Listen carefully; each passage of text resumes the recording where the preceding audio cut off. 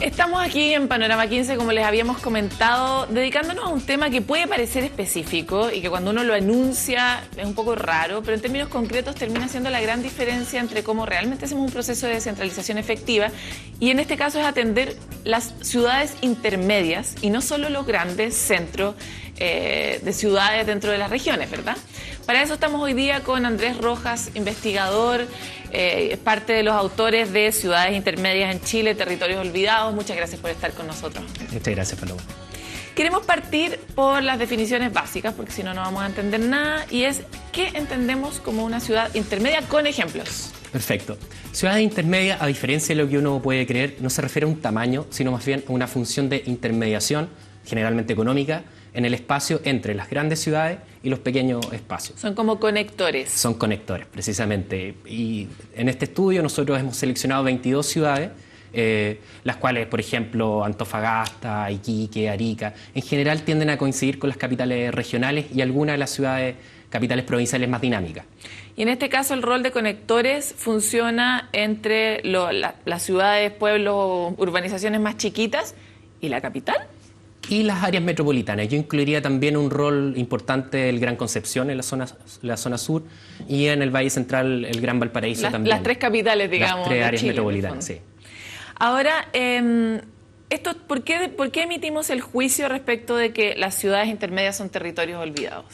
Bueno, parte del diagnóstico es un poco drástico tal vez el título, pero parte del diagnóstico que hicimos con los investigadores del Instituto Chileno de Estudios Municipales para entender cuál es la posición que han tenido estas ciudades en relación a las áreas metropolitanas.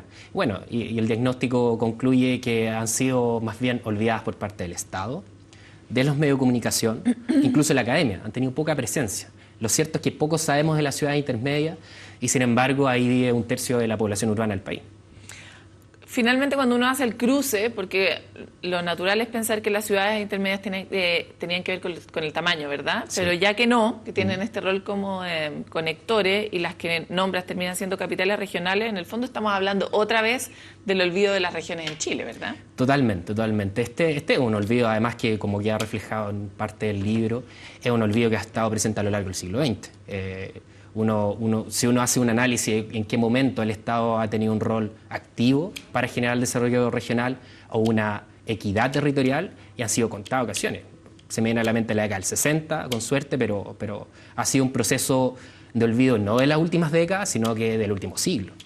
Y que tiene todo que ver con el modelo, en el fondo, de político que tenemos también y de administración. Ahora, hagamos una mirada sobre cómo el olvido de las regiones también constituye uno de los grandes problemas como cánceres nacionales, que es la desigualdad. Sí, bueno, efectivamente, en el último tiempo se ha levantado la justa reivindicación de la desigualdad de ingresos. Efectivamente, Chile es uno de los países más desiguales. Sin embargo, la desigualdad territorial es aún peor que la desigualdad de ingresos.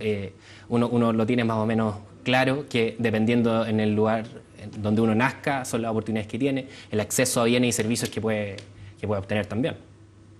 Oye, y en ese sentido, tú hacías un repaso un poco de cómo había sido la involución, hacia donde nos encontramos, desde los modelos que se construyeron en el Estado. ¿Podríamos repasar ese punto? Sí, es cierto, nosotros tenemos generalmente una visión de corto plazo para entender la situación de las regiones.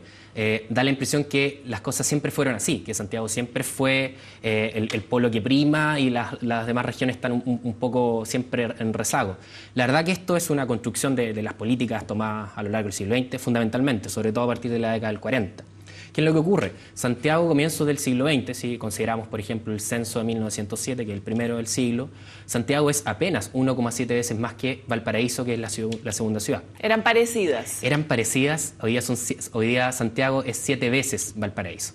Y si uno eso lo aplica, si esa lógica se corre para Valparaíso, que fue la segunda ciudad, que sigue siendo la segunda gran urbe, lo que ocurre con las demás ciudades es aún más dramático. Los niveles de crecimiento de estas ciudades son significativamente más lentos que lo que tuvo Santiago. Y la conclusión de todo este proceso es que la divergencia se disparó. Ahora, en general, en Chile nos hemos vuelto como unos especialistas en desigualdad. Esta es otra de las manifestaciones, ¿verdad? Porque la desigualdad de ingresos es algo que tiene su paralelo en todos los espacios de la vida personal, pero cuando uno mira la vida social se manifiesta de estas formas, por ejemplo. Total. Como profesionales en desigualdad. Ahora, ¿cómo se rompen estas lógicas? Porque parte de lo que ustedes plantean en el libro que está acá, lo pueden comprar o preguntar dónde lo pueden adquirir, pues no lo había mostrado. Parte de lo que plantean en el libro es que todo el mundo dice, sí, que atroz todo lo que está pasando, pero no hay nada que podamos hacer porque hacia allá va. Tenemos que someternos al destino terrible de que en realidad tenemos que ser centralistas por siempre. La falsa fatalidad que le llaman. La verdad que no, y yo creo que el punto central donde se define todo este aspecto es en la capacidad de posicionar el tema del desarrollo regional como una prioridad para el Estado. No ha sido prioridad para el Estado nunca. Nunca. Hay algunos matices, pero nunca ha sido prioridad del Estado. Lograr que el desarrollo regional sea una prioridad es lo central. Y luego hay mecanismos para ir avanzando en esa consecución. En primer lugar, claramente el proceso de descentralización es un aporte no solo de descentralización política, también administrativa y fiscal. Las regiones tienen que ser capaces de tomar sus propias decisiones. Ellas conocen bien su entorno, no el poder central. Hay otros mecanismos también. El Estado podría asumir un rol activo en el fomento a la localización de actividades económicas en los territorios. Por ejemplo, también la Comisión Asesora Presidencial para la Descentralización lo que hizo fue proponer una serie de medidas que son totalmente pertinentes. Por ejemplo, la ley de rentas regionales. Es un punto importante. La elección de intendentes también es importante. Los fondos traspaso de competencia. Traspaso de competencia, etcétera. Andrés, nosotros hemos repasado algunas de las medidas de la Comisión y tuvimos aquí, la mesa está firmada por los distintos asesores de la Comisión Asesora Presidencial para la Descentralización. Supongamos que no es lo que está ocurriendo necesariamente, que efectivamente se aplican estas medidas. Y aún así nuestra mentalidad y nuestra lógica sigue siendo muy centralista.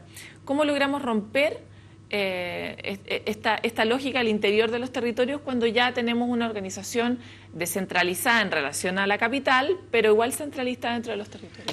Comparto plenamente la aprehensión. Efectivamente, no basta con hacer una reforma administrativa sin un cambio en el contexto de cómo estamos entendiendo el país. El centralismo es más bien una matriz cultural, más que un modelo, en el caso de Chile al menos, más que un modelo político-administrativo. Es una matriz cultural.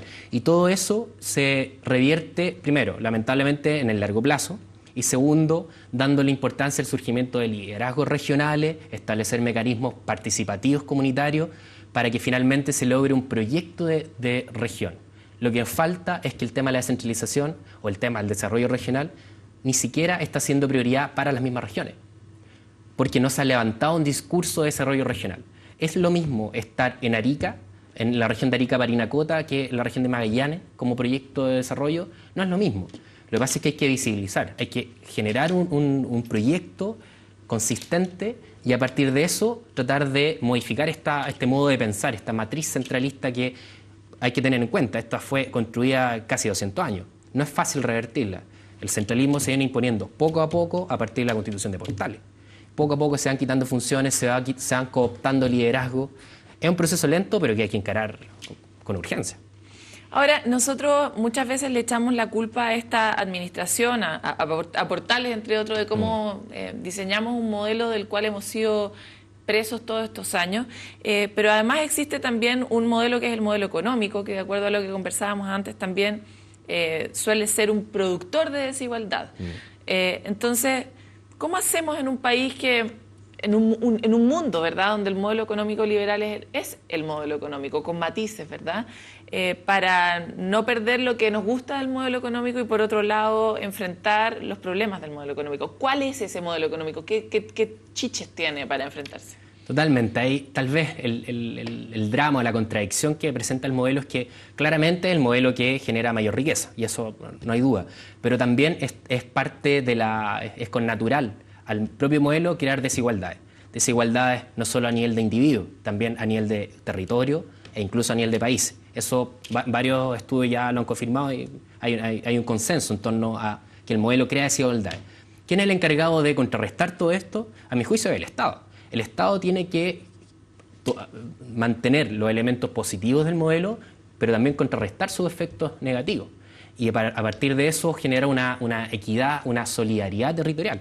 Hay regiones que insertan la globalización, van a estar más rezagadas, que es lo que tiene que hacer el Estado. Salir a apoyar, por ejemplo, para reconversión productiva. No puede ser que las regiones queden lideradas a su suerte mientras otras se beneficien con el proceso de globalización. En ese sentido, la política, por ejemplo, de zonas rezagadas o la política de zonas extremas que hoy día se está llevando a cabo, ¿apunta en una dirección razonable o está todavía en un diseño muy centralista, muy paternalista? Me parece que es un buen avance, no me parece que sea el óptimo, pero es un buen avance. Sin embargo, tiene todavía el elemento de no ser una estrategia integral. Tiene más bien la lógica de lo puntual, no aborda el proceso del desarrollo regional como un todo, sino un poco los casos críticos. ¿Pero qué posibilidades tenemos de abordar el problema del modelo regional como un todo con las ni unas herramientas que tenemos en habilidades y capacidades en el fondo en cada región? Es cierto que hay una menor capacidad instalada en las regiones.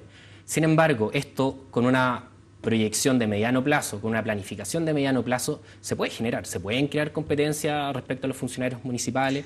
Básicamente es hacer un buen proceso de descentralización, tomarse los plazos. Andrés, se nos está acabando el tiempo y tú eres historiador. Los historiadores, algo que deben haber desarrollado en su formación es la paciencia, ¿verdad? Total.